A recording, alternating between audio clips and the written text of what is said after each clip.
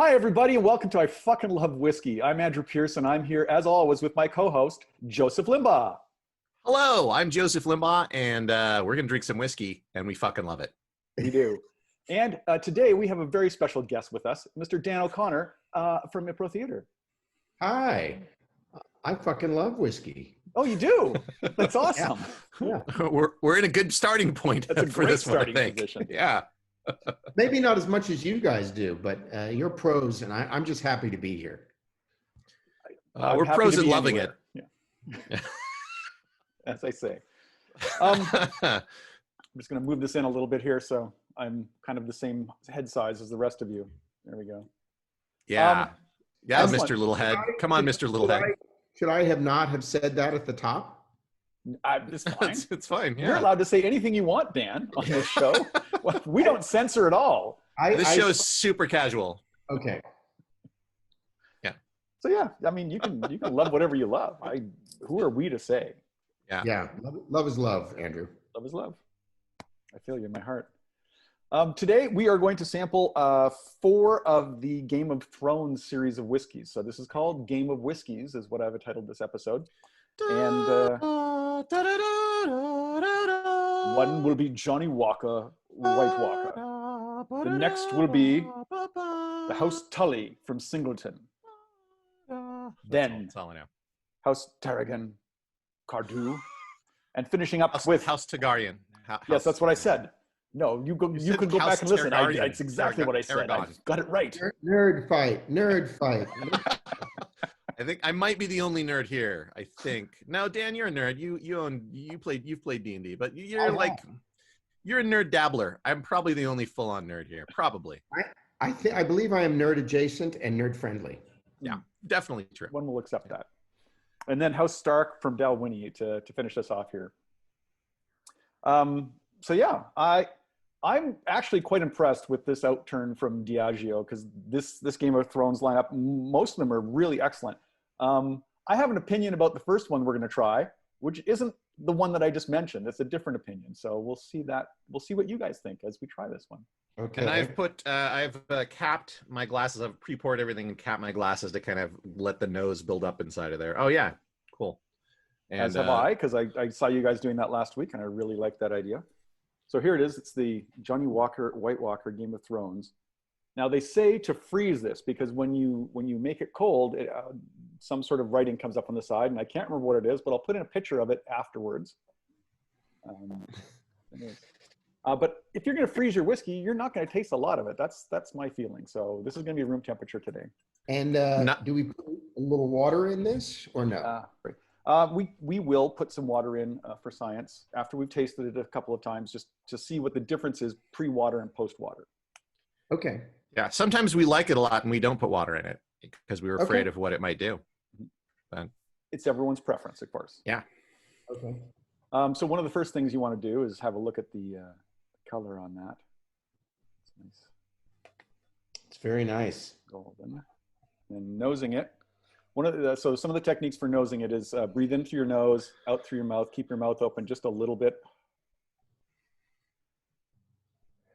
It's not I don't dislike the nose. It's got a nice nose to it. It's kind of yogic breathing with alcohol. I feel this would make meditation a very different experience. I think there's hot yoga, there should be whiskey yoga, right? I think this is my meditation as I sit and... Yeah? Yeah, I quite like that.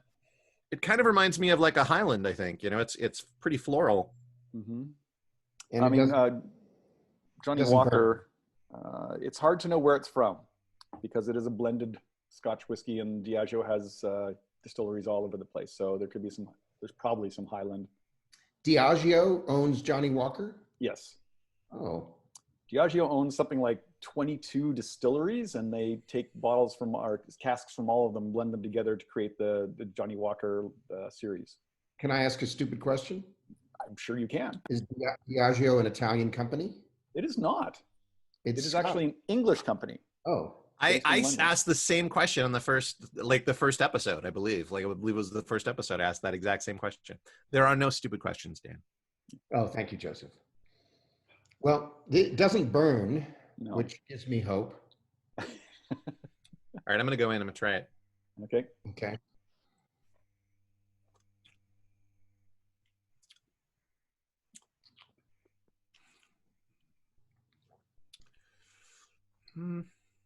See, it's got a lot of It's an interesting finish.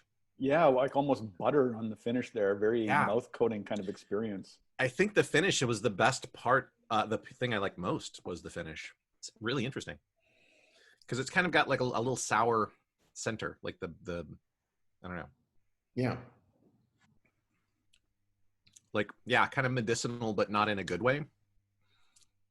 But then the finish is like, hey man, but have some buttered pancakes. We're still friends, man. We're still friends, man. I didn't mean it. I didn't mean it. I didn't mean it, bro. Yeah, man. Sometimes you gotta hit someone when you're bros, but afterwards you hug it out. Just hug it out a little bit and forget about, that sort of abrupt beginning. Because this has an abrupt beginning.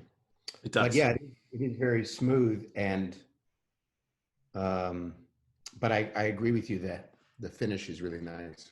Yeah, it's that sour start to it, kind of I don't know why I try and actually describe what the whiskey tastes like, because I am probably about the worst at it. I just sit there and go, true. and kind of dance about it, just like. I like your descriptions. When I get to them, finally. When you get to them, but the emotional sounds are part of it. Yeah, no, it does. It's kind of a chemical medicinal taste, but not in a good way, because there's sometimes like Lafroig has a medicinal taste, but it has all that other stuff going on. This is just like kind of straight up like a little sip of petrol or something, I think at first. Yeah. I avoided the peated stuff for Dan today because I know he's not a fan. Thanks. Yeah, it's a little overwhelming to me.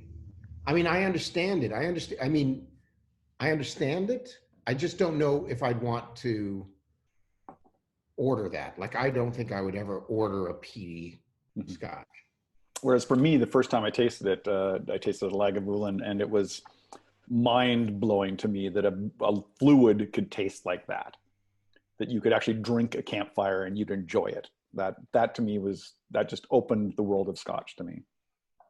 Yeah, for me it was Lafroig, but the exact same thing where I was like, what is this? This is what like scotch should taste like. I'm gonna put a little water in this because I just want to see, and I just want to see. I'm gonna put a little water in. I am not. You like it how it is? Sometimes the water can, often the water will change the flavor. It will change the nose, the taste, the finish. So it's kind of an interesting experiment. Let us try it, and we'll let you know what we think. Okay. And you might want to try it then. Huh? Does it knock down the nose? It does a bit. It often seems to do the opposite of what it should do for me. Like it should open up the nose a bit more because it's pushing the alcohol molecules apart, and you're getting more of kind of the center of the. But this kind of waters it down a bit, like with the nose kind of retreats a bit. It's not. Yeah, I don't know. It's kind of the sweetness is a little flat. Which is weird. Nose retreat. A nose retreat. I don't think I like that with water. Wow. Oh. It just disappeared. It just disappeared. Like, to me, I get that medicine taste, and the nice, smooth, buttery finish is gone. Like, it's just the medicine taste is all it is. I win. You win. You do win. Sometimes you win not putting water in it.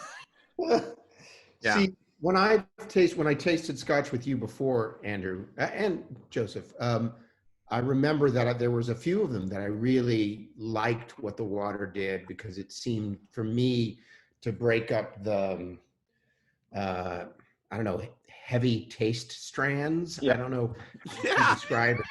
That's a good description. Yeah, it felt like it unknitted some of the denser parts of what you were tasting. And being a bit of a Scotch wimp, it made a big difference. But for some reason, Like even in the nose in the beginning, I knew like, oh, this isn't going to hurt. You know? Now I'm warm. Yeah, that's a good start. Yeah. Let's get warmer. So to me, this is kind of the weakest of the Game of Thrones lineup. And I wanted to see what you thought when you tasted it, if you thought this was fantastic. But yeah, there's that kind of medicinal front end, and the butter at the end is really nice. But the nose and the taste, they're like, meh. I'm not going to not drink it. But yeah, he drank it all. Yeah. Yeah, I do wish I could take the water out now, though. Mm-hmm. Oh well, you live and you learn. Yeah, no, that's not better with water.